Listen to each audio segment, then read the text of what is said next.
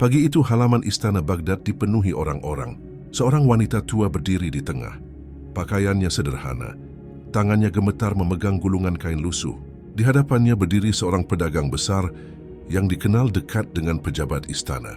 Wanita ini menuduhku merampas tanahnya, kata pedagang itu dengan nada tinggi. Padahal tanah itu sudah kubeli. Wanita tua itu berkata pelan, tanah itu warisan suamiku. Aku tidak bisa membaca.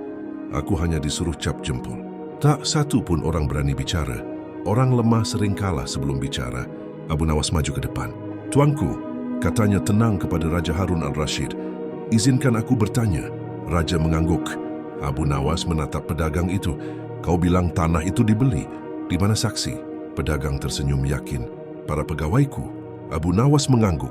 Saksi yang dibayar jarang mendengar kebenaran. Kerumunan mulai berbisik. Abu Nawas lalu berkata pada wanita tua itu, Ibu, apakah kau tahu batas tanahmu? Wanita itu mengangguk.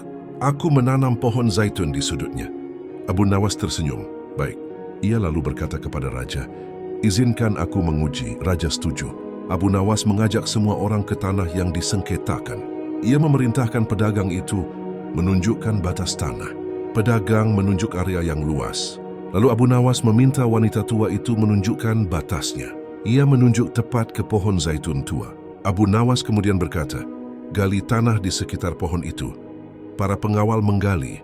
Tak lama, ditemukan tanda batas lama dari batu yang telah tertanam lama. Kerumunan terkejut. Abu Nawas menoleh ke pedagang itu. Kau tahu tanda ini? Pedagang terdiam. Abu Nawas berkata lantang, orang lemah sering kalah bukan karena salah, tapi karena tidak didengar.